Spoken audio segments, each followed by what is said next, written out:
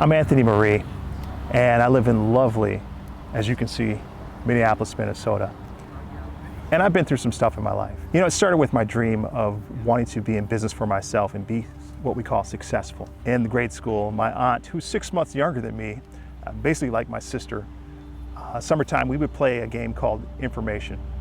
And what we were doing, and we probably didn't realize it back then, is what we were doing was we were modeling being business owners. I wanted to be the boss, and sometimes I'd be the boss, sometimes we'd switch roles and she'd be the boss.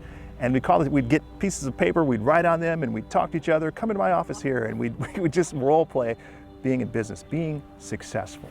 Then there came a point in my life where I had been introduced to successful people through my mom, who at that time, when I remember being in grade school, she was the first African-American woman at a major downtown Minneapolis law firm. And I just remember going to work sometimes with her, and what fascinated me then was being able to put my face against the glass and look down at all the people on the ground and just see how small they were. And that was just fascinating to me, to be in this office building and to see these incredible sights. And also what made an influence on me were the people. In fact, the attorneys, some of the attorneys my mom had befriended, and they would take a liking to me. And I thought, these are some cool people. And I don't know what it is they do, but I want to do it. And from that point on, I decided I'm going to be an attorney. I didn't know what they did, but I knew that I wanted to be an attorney. To me, that meant success. There was a point in my life where I came to 6th grade, and I had been struggling all through school to learn. Back in those days, a lot of people weren't diagnosed with things, but I think I suffered back then from dyslexia, but it was undiagnosed. So I constantly struggled at learning. I remember one day we were just being unruly in class. The whole class was just out of sorts, and the teacher just lost it. And he just laid into the class, and he was like, "I'm so upset with you," and just expressing his disgust with the class that day. And one thing that set with me is he pointed out to us, 3 of us that were sitting in the back of the room, and said, "Some of you are so dumb you can't find your butt with radar." It was at that point that I realized that, wow, I can't do what I want to do in life. This person's words had such a crucial impact on my spirit and my thinking of how am I going to succeed? Immediately after that, I became upset.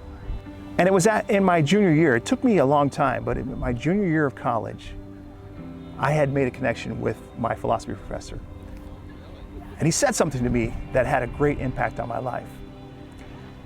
He said, we had a one-on-one session. I remember it like it was yesterday. He said, "Anthony, your writing is incredible." He says, "I enjoy reading your assignments." He says, "Forget about the grammar, the spelling and all that, because I still struggled with grammar and spelling." He says, you can actually have someone look over your work and tighten up those things. But he says, "You have a gift for writing." And that was something that inspired me, again, to go on and continue on in my quest for being successful. I worked for a couple months in the legal world as a paralegal. And at that time, I had applied to the law firm that my mom had initially worked at when I was a kid. I was rejected. A month later, I got a call from that very same firm. "We have a big case. Don't know if you'd like this." I worked in Los Angeles for a year. I lived in Marina del Rey, beautiful apartment just below the penthouse level. Was paid for by the client. My food, my car, everything was covered by the client. I got to live the dream I wanted to live at the time in another city. I went to law school a few years after that. The demons from my past in terms of learning caught up to me. I made it about a year and a half in law school, and it just wasn't working out. So I left law school, and I thought, I'm not giving up. In the meantime, I had an opportunity to look at the financial world. I ended up applying to a company, a major financial company, and was turned down. Again, here's another opportunity where I got no. And I thought, okay, I'll give it some time. I went back and I got the job close to a year later.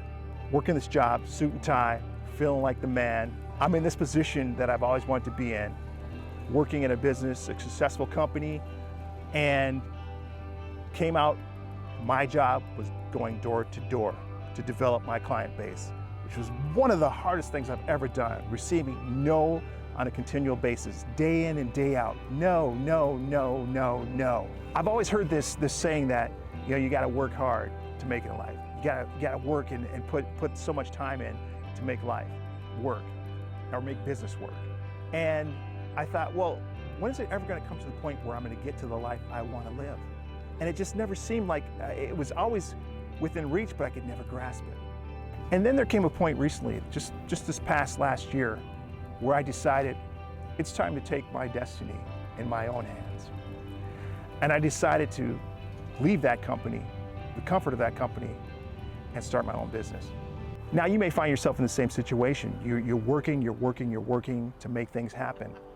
But you're thinking to yourself, when am I ever gonna get in that position where I've reached there?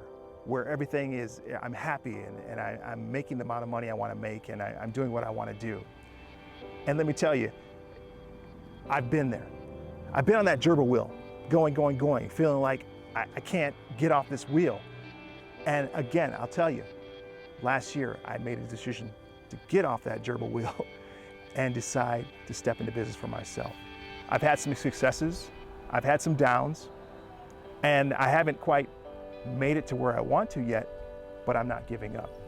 Where are you in your life where you're thinking, I want to step out into my destiny. I want to step out and do what I've always dreamt of doing. But then you ask yourself, can I do it? Well, what's holding you back? Nothing but your own decision or your own fears. And I can tell you personally, from where I've been myself, sometimes you just gotta step out in fear and step into what you want to do. And you never find such greater happiness in doing what you were designed to do in your life.